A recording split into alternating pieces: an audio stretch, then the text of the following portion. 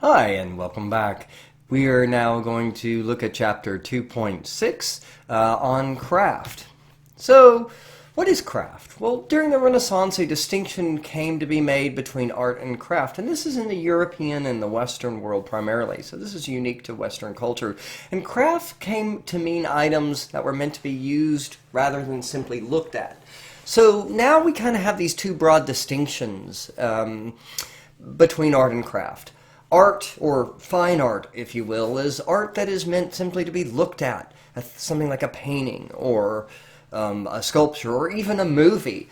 Those things serve no other purpose than to be looked upon for, different reasons. To entertain, to educate, to convey information. Sometimes even, the idea is that, like, something, really fine can make us better. It can emotionally or intellectually stimulate us, elevating our thoughts, elevating our emotions. That's the idea. Whereas a craft is an object that is made primarily to serve a utilitarian, a useful purpose. So, the idea is that no matter how beautiful that picture is, it's still made mostly to hold water, or a piece of furniture might be beautifully crafted and made with great skill and expensive materials, but it is still only a chair or a chest of drawers, or that metal object that might have taken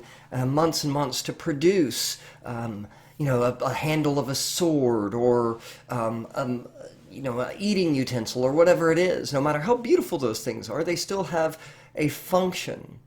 And that those two different, art and craft, can't meet. There's no overlap. You probably know my opinion about things enough by now that I think that is a load of hooey. That is a load of crap. That is not, I don't think that's true at all. I think that there are some crafts that we are going to look at in this lecture today that are absolutely beautiful and took a tremendous skill to create. And just because something might have a utilitarian function doesn't also mean that it can't be viewed as a source of entertainment, even as a source of sort of enlightenment or self-edification or whatever it is. So let's look at some basic crafts. We're going to start with the oldest, ceramics. Ceramics is made from clay. It comes from the Greek word keramos. It means clay. It is basically dirt that you can dig up and shape with the hands. And you can make vessels out of this. There's an old saying in archaeology that if you have, I'm going to move my little picture up here, if you have ceramics, you have civilization. And I think that is, that can be very true. When we look at the great civilizations like China or the Aztecs or the ancient Romans or whatever it is, there's ceramics, because you need ceramics for storage, you need ceramics for trade. So how do you make ceramics? Well, you, of course, dig up the clay, and then you got to shape it. And there's some basic methods for shaping ceramics.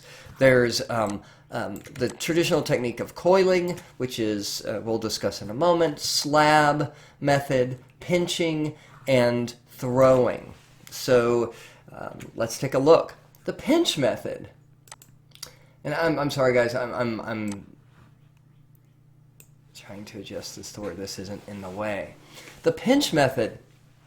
This is one of the most basic ways of making clay. It's a process of squeezing clay between the fingers to push and pull it into a desired shape. It can be a spontaneous and effective way to create. So, just like the image on the right, this was made simply by taking clay and shaping it and pinching it with the hands, right? And then we have the coil method, which is created by taking clay and sort of rolling it up and coiling it with your hands. I'm going to get rid of this little guy over here. We don't need me. Goodbye. Okay. And simply coiled, and then the coils are smoothed out. The next method is slab, where you take slabs of clay by taking clay and rolling it out, flattening it out, much like you would, pizza dough. And then these can be shaped into objects. They can be used to form different planes of a three-dimensional form, as you see on the image on the right. Probably when you think of making ceramics, though, many of you probably think of throwing. And I don't mean taking the clay and throwing it across a room, although if you've ever tried throwing ceramics, you want to do that sometimes. So what is throwing? Throwing is using a potter's wheel. A potter's wheel Potter's wheels have been around since the time of the ancient Egyptians, around 2500 BC or so. We start seeing the first potter's wheel, and the image on the left is actually a recreation of an early Egyptian potter's wheel. And below that, you'll see a modern potter's wheel. And the basic idea is the same, is that the wheel spins around, centrifugal force kicks in, and the clay starts to push outward as it spins. And then using your hands and tools or your dog's paws, you can control the shaping of the object by pushing against this outward force. The only real difference between the ancient Egyptians' potter wheel and modern pottery wheels is that modern wheels use electricity to spin the wheel. But otherwise, it's the same. The ancient Egyptians would have kicked this lower wheel. This is literally known as a kick wheel. So porcelain. Porcelain is a special kind of ceramics. It's made with a type of a clay with a chemical called kaolin. It's a very difficult material to manufacture. In fact, it was invented in China around 2,000 years ago and wasn't common in the Western world really until the 1700s because the Chinese held very closely the secret on how to make porcelain.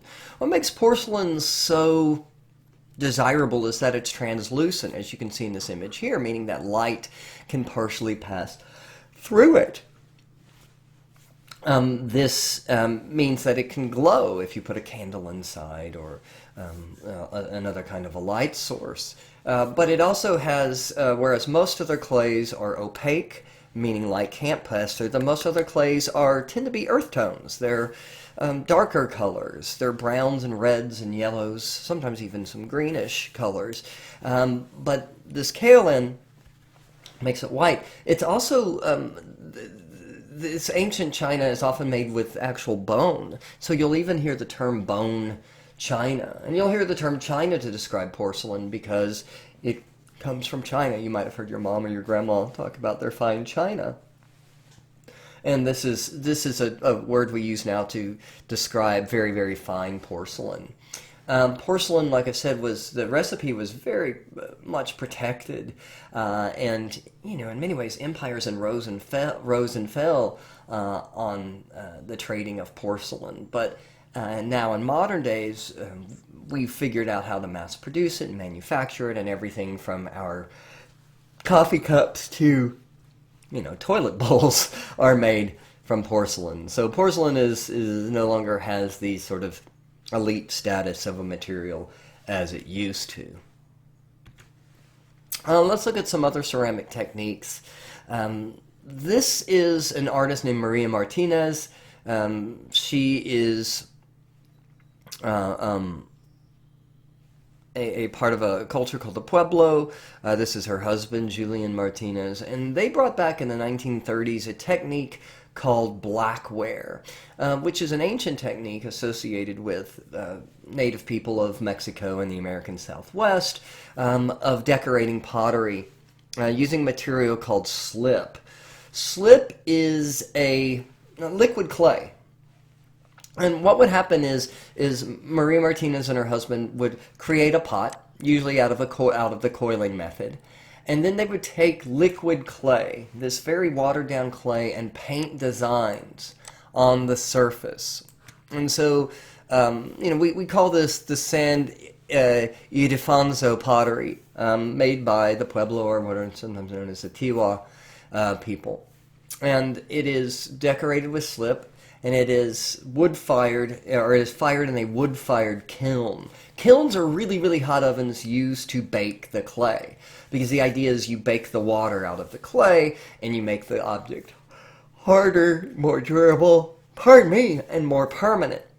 But this being a wood-fired clay means there's smoke, and if you fire the clay in a certain way, you can make it really smoky in there. And what happens is this smoke reacts to the two different kinds of clay, the clay on the pot and the clay on the slip. And if you fire it just right at the certain temperature with just at a certain amount of time, then you end up creating this blackware technique. It's pretty awesome. It's sometimes also called the black on black technique, because you get this glossy black decoration on this flat matte black pot. So kilns. There are lots of different kinds of kilns. There are electric kilns, there are gas kilns, there are wood-fired kilns. And they all have different effects on the pottery, but the idea is that you want to bake these objects to make them harder and more durable. So typically when you bake a pot, just plain old clay, you get what is called bisqueware. And this is simply clay that has been baked in a kiln. It usually comes out a pinkish color depending on the natural pigments of the clay. It can be a dark to a light pink, it can be almost red, or it could be almost white but not quite. But it's called bisqueware. And it's really fragile and not completely waterproof at this point. So in most cases, you will glaze the pot. Glazing is made with silicate, which is basically sand with pigments, mineral pigments, and some other substances to bind it all together mixed in. And you paint the surface of the pot. Sometimes the color of the glaze will be very different than what will happen after you bake it, because you paint the clay and then you put it back in the kiln. And when you fire this glazed pot, or whatever object it is you're creating, there's a chemical reaction with the heat and the chemicals in the glaze. And so colors can change. For example, things that will be painted on as red might come out as green because of the chemical reaction. So people who do ceramics understand the chemical changes that will happen. There's a lot of chemistry involved in the making of ceramics. Glass. What is glass? Glass is produced by melting silica or sand with lead at intense heat. This is probably first used in ancient Mesopotamia and Egypt, where there's a lot of sand. Some of you might have seen the old romantic comedy Sweet Home Alabama, where lightning is used to turn sand into glass. And this is more than likely how ancient Egyptians and Mesopotamians discovered this technique. I am so yawny today. I wasn't yawny until I started doing this, of course. There's lots of ways to make glass. We'll talk about glass blowing here in a moment. This image on the right is called faience, which is basically a clay object covered with a glass glaze. This is from Egypt, and faience was used a lot by the ancient Egyptians, who were really the first masters of glass. Glass was also created in the Roman Empire. This is a really cool technique called the dip overlay method, where you create one color of glass vessel, and this was using a blue glass, and then you dip it in white, a white glass. And then when it cools, you cut away the top layer, exposing the blue underneath and carving in relief the white on top. It's a really beautiful and very difficult technique. Another kind of glass you might be familiar with is called stained glass, which is made by rolling out glass into large sheets, staining them with various mineral oxides, and then cutting those into smaller pieces and forming a picture, much like you would put together a puzzle. Although stained glass existed well back into the 7th and 8th centuries. It was started to become really commonly used in the 13th and 14th centuries in Europe, especially in the construction of large cathedrals. And so we often think of these big mega churches from the Middle Ages with these massive stained glass windows. The windows are held together, the little individual cut pieces are held together with strips of lead called came, or sometimes caming. So you can see there's a little groove inside the lead came. Lead is a very soft metal. It can be heated up and manipulated with the hands, and the glass sheets are slid into these little grooves, and then they're squeezed to hold the glass. One of the most famous sites for medieval stained glass is called Chartres Cathedral, which is located just south of Paris. Something like 90% of its original glass remains, because during World War II, a time where a lot of the great stained glass of Europe was destroyed, the church and citizens of the town took the glass piece by piece and stored it away until the end of the war. And so these windows are magnificent, guys. If you've never been to Europe and never seen a medieval cathedral, what's called a Gothic cathedral, I hope one day you get to see them, because they are absolutely magnificent. Because the images you are seeing here, like for example, this is called the rose window because of its floral-like shape, is huge. I mean, this thing is 43 feet across. It's absolutely massive. There are tens of thousands of pieces of cut glass in here, and then these windows below it are about the same. They're around 40 or so feet long. So these are all massive, and there are hundreds of these kinds of windows all throughout Chartres Cathedral. And if we get closer, you can see how these are all just tiny individual cut pieces that are held together with lead. The idea is that these are often Christian stories, of course, being told in these images. And when you're dealing with a population that was mostly illiterate, these stories, telling these stories through these stained glass windows, was an important way of conveying the messages of the Bible. Other ways to make glass. No, these aren't weird instruments. You are looking at a technique called glass blowing, where glass is heated up. And when glass is heated up, it becomes this sort of soft, lava-like almost material. It has kind of a putty quality. And it can be shaped and formed. It can be poured into molds. It can be shaped with tools. Or it can be put at the end of a hollow pipe, which can then be blown into and spun, creating a form. This is known as glass blowing. Some of you might have seen this at, Renaissance fairs or carnivals or things like that. Probably the most famous of the glass blowers, and one of the most famous artists, period, working today, is a guy named Dale Chihuly. Dale Chihuly makes massive blown glass. In fact, the images on the right were from the Dallas Arboretum, where there was a show where they integrated Dale Chihuly's glass sculptures in with the environment of the Arboretum, and it was absolutely magnificent because he creates these big floral type shapes. One of his better known works is located in the Bellagio Hotel in Las Vegas, Fiori di Como. And this is in the lobby, and it is created, something like over 2,000 pieces of blown glass. There's a certain irony in this, because if you've ever been to Vegas, it's, of course, a very extravagant, over-the-top kind of town, and it's built on gambling. It is, a town, while there are a lot of other things offered there, shows and food and whatever else, its major income is gambling. And of course, gambling is a very precarious way to spend one's money.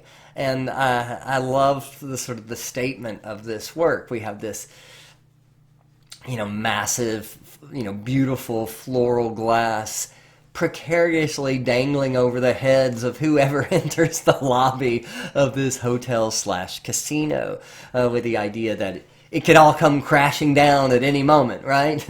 As beautiful and titillating and as sort of enchanting and enticing as Vegas is, it's built on the idea that you're going to lose. They don't make their money by people winning. So I like the humor of this piece as well as its beauty. Metalwork. Metalwork was especially important in the Bronze and Iron Ages. Metal can be heated to a liquid state and poured into molds. We already looked at some metal techniques in the sculpture chapter, but I want to talk about hammering of metal. There's different ways of doing this.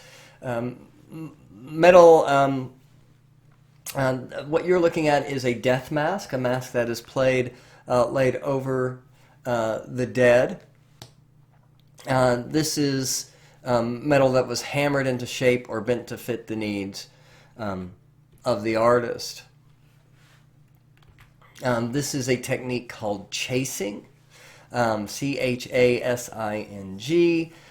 which means the top of the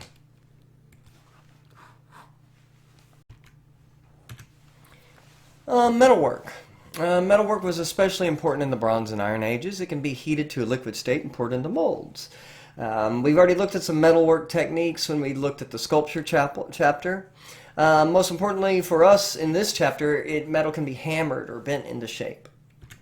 So there's several different ways to do this. This comes from the ancient Mycenaean culture, located on the Greek peninsula.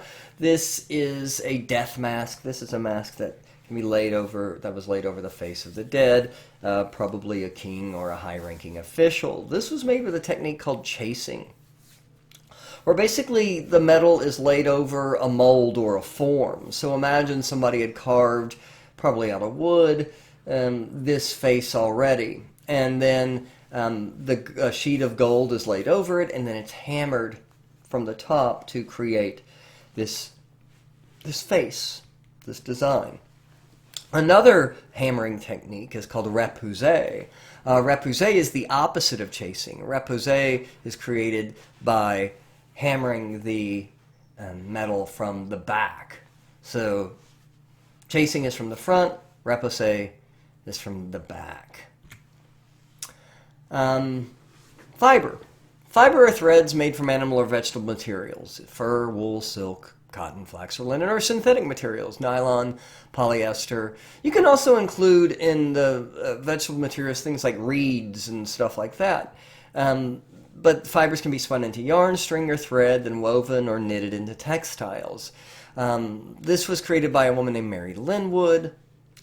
This is an image using a technique called crewel embroidery. You're not seeing a painting, but instead you're seeing a technique creating basically a freehand stitching, where the artist starts with a piece of fabric and then they stitch an image into it using different colored threads in much the same way that an artist would use different colored paints to create an image. And the effect here, I think, is rather striking.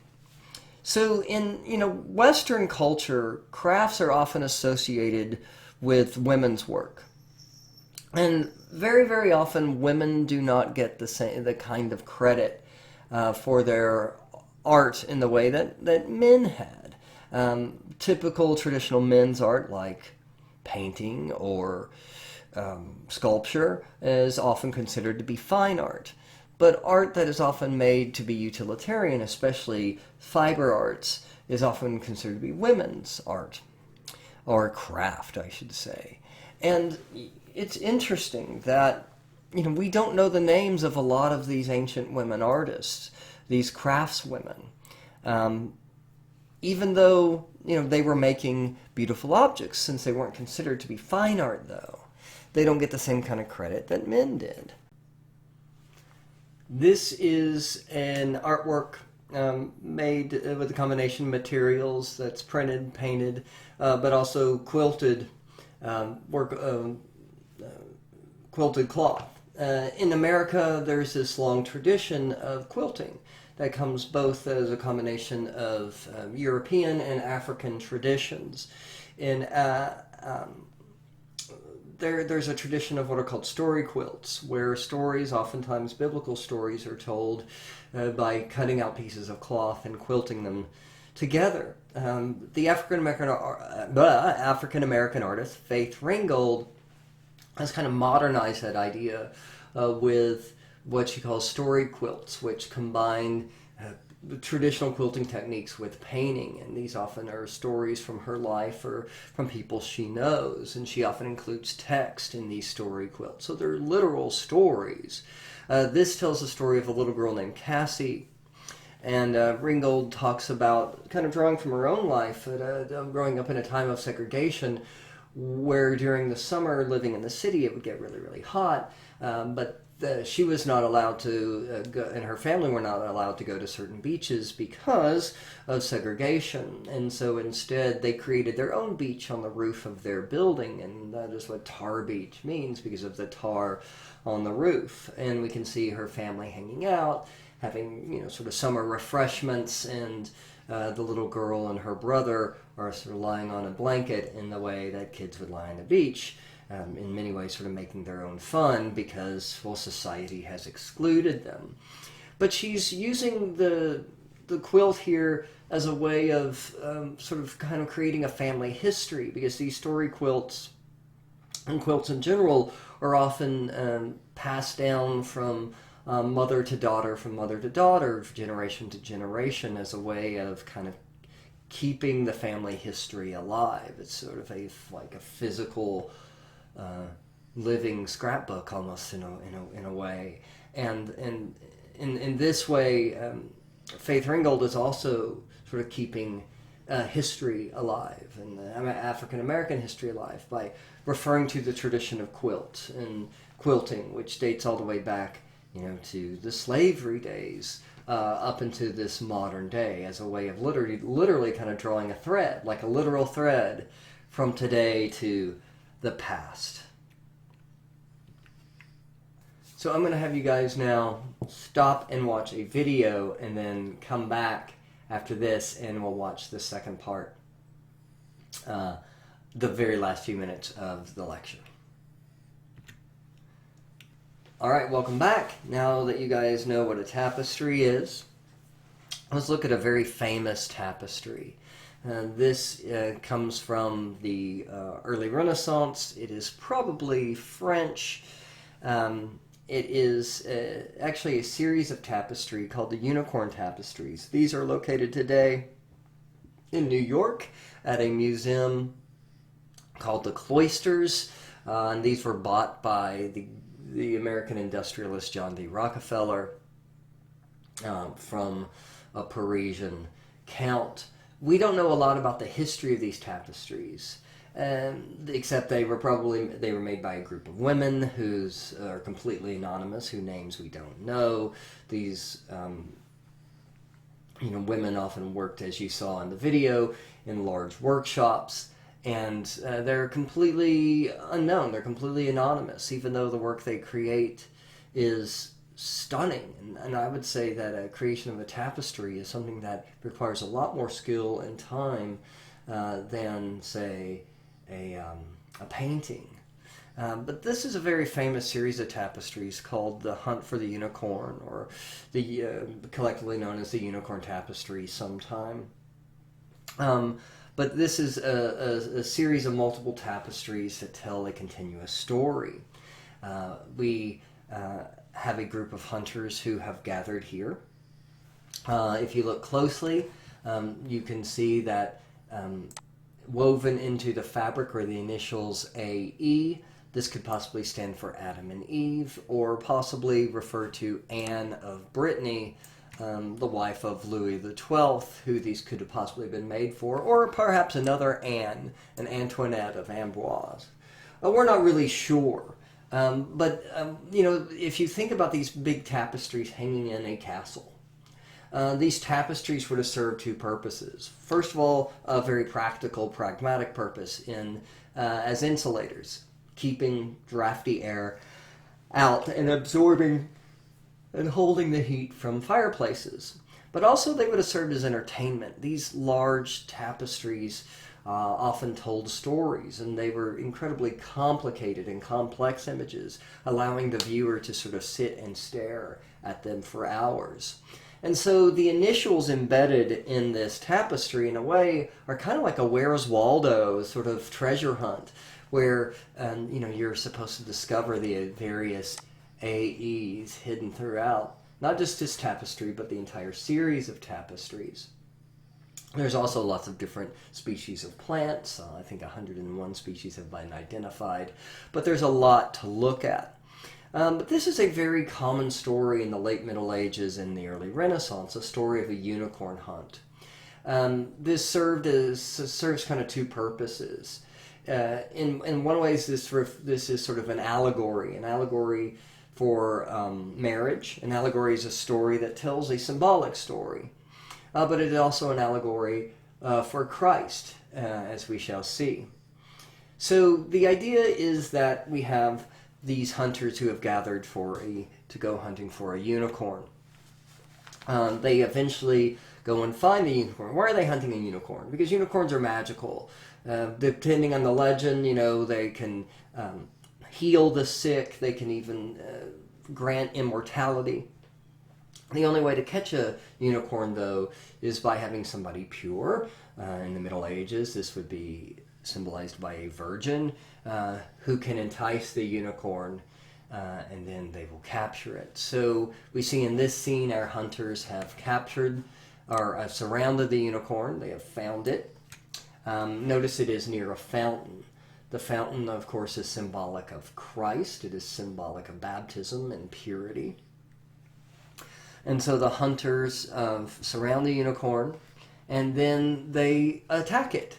You can see the unicorn, of course, is startled. If you look closer, you will see those initials all over the place throughout. If you keep looking, the story goes on and on and on. The unicorn tries to defend itself. It even takes out one of the hunting dogs. But watch out, Mr. Unicorn. Bad things are about to happen. Ooh, look out. The unicorn is eventually, though, enticed by a virgin, where it is finally finished off. So virgins are, of course, associated with purity, associated with the Virgin Mary, associated with Christ. But this is also, in many ways, a reference to a young bride. As we shall see, the marriage allegory continues. Whoops. The unicorn is eventually slain, where it is brought into the castle and the palace, and then it is magically resurrected. And the unicorn does not die, but its life is eternal. So, of course, this is a representation of Christ, who is persecuted, who is crucified, and then who is reborn, who's resurrected. So the unicorn could be read on that level. Like I said, it can also be referred to as an allegory for marriage. The virgin represents the young bride. The unicorn is sort of the specialness of the union of the marriage. And if you look closely, you'll see that there is a chain chaining the unicorn to this tree. And this, of course, represents the bonds of marriage, the bonds of matrimony. So we have here an image that is incredibly complex because of the layers of allegory. We have a Christian allegory. We have an allegory about marriage. And then we also have just an adventure story of a fun, exciting story about hunters capturing and hunting down this incredibly powerful and magical mythological beast. But keep in mind that, once again, this image was made by weaving threads together to form this incredibly complicated image. And it was done by a series of women who are completely unknown and anonymous to us today. Okay, that wraps it up for our chapter on craft. See you next time.